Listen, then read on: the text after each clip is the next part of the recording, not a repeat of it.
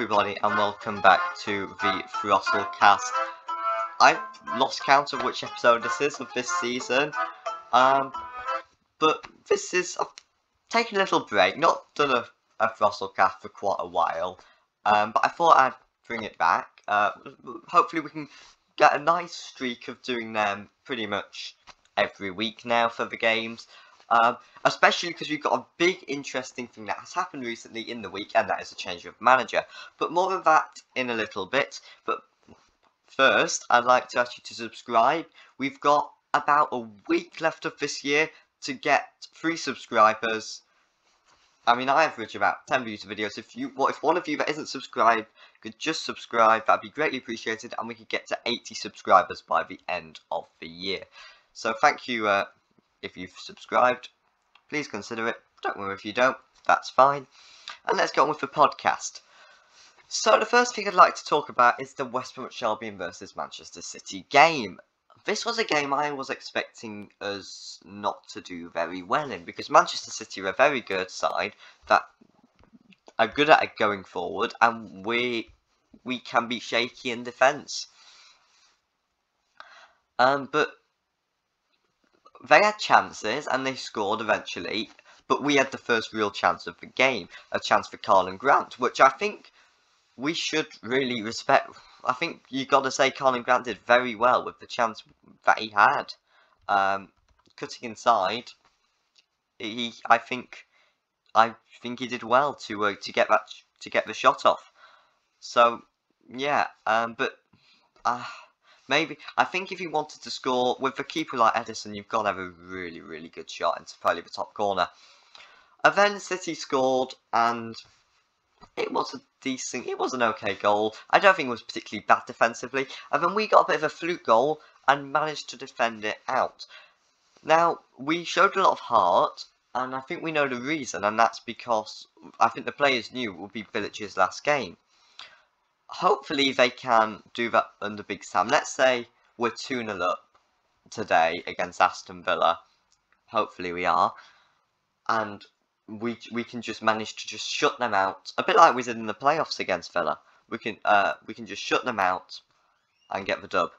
And for all, if you agree with the sacking of Bilic, or if you don't agree with it, I think you got to say, hopefully under Big Sam will be harder to beat. Bilic played nice football, but we were a bit more easier to beat in my opinion. Under Big Sam, hopefully he can just get us into order and just stop the opposition from getting chances. But the Manchester City game was a real positive, and it was a strange one because I thought we'd probably sack Bilic after the Newcastle game, and then after the Manchester City game, it was really weird hearing, reports saying Bilic was going to be sacked, and the next day, of course, we had Allardyce, and at first, I didn't really think we would go for Sam Allardyce. I thought they were almost just doing a bit of the people that were reporting it were just doing a bit of a meme.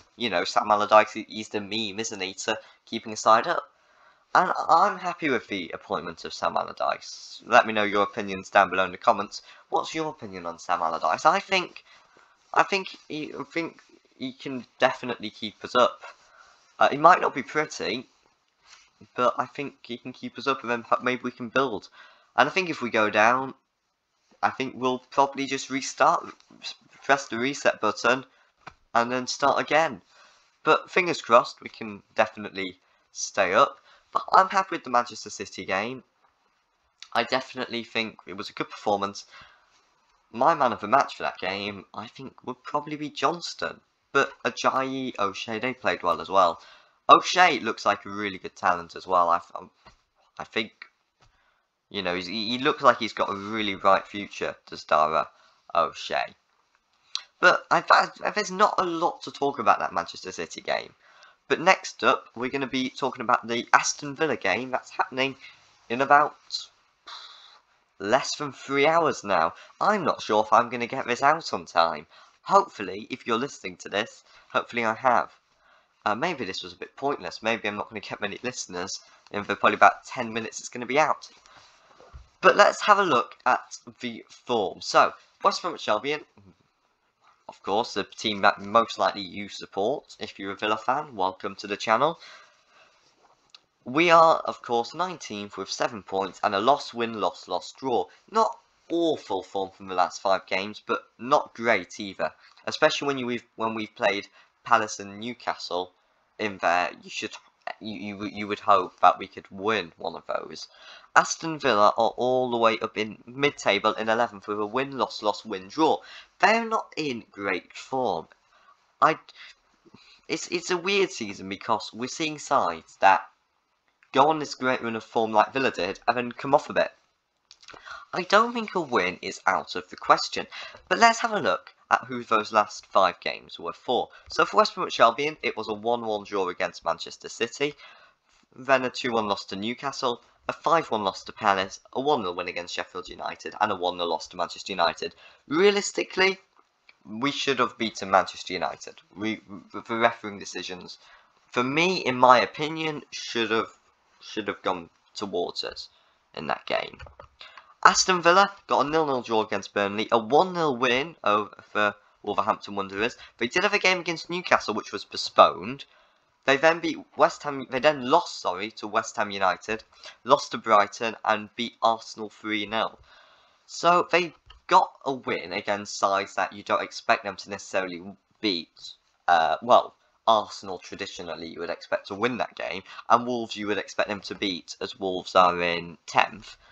But they also lost to sides you think they should be beating, like Brighton and West Ham. Although West Ham are actually 9th, so they're having a good season this year. So I think there's a lot of interesting things to look out for, and probably the main one is how Big Sam will set up. I think we'll probably will play a 4-4-2, or maybe a 4-1-1. I think we'll probably start, and the side I think we'll see will be Johnston, Furlong, O'Shea, Ajayi, and Gibbs. I don't think he'll change the back line, there's no reason to. I think we'll then probably see Phillips, Livermore, Krivonovic, Gallagher, actually, and probably Dean Garner on the left, but Grosicki wouldn't amaze me. Maybe with a front two of Callum Robinson and Charlie Austin. Or Robson Kanu. I think we might see Robson Kanu play. The side I would go with myself would probably be Johnston in that, of course. Would probably same back line. Maybe Livermore, Gallagher. Maybe not Livermore actually. I'd like to see probably a midfield of Gallagher, Krivonovic and Sawyers with a front three of Phillips, Robinson and Edwards. Because I think I like Carl Edwards. I think he should be given more game time. I think a player we will probably see more than the Sam Allardyce is Sam Field. For me, he just seems like such an Allardyce player. He's got energy, he's got work rate, he tackles. I think Livermore we might see a bit of a lease of life under Jake Livermore. Just because of his experience, I think Allardyce might like him. I don't think Allardyce is going to play horrible. I don't think it's going to be Pulis ball. I don't think it's going to be 10 men in the box, 10 outfield players in our own half. Not even near the halfway line, all just, parked around the goal. With, probably 9 players, with a striker up front and someone that can kick it far.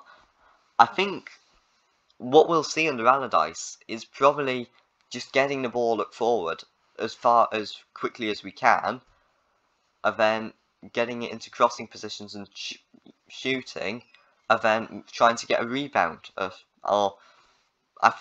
don't think it'll be horrible football, and I think this Villa game, I think we can win.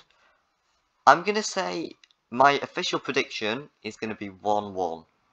I think the manager boost under Allardyce, and I think he'll keep it tight, and I think we'll get a draw from it. My heart says a 2-1 Albion win. My head says 1-1, and my pessimist.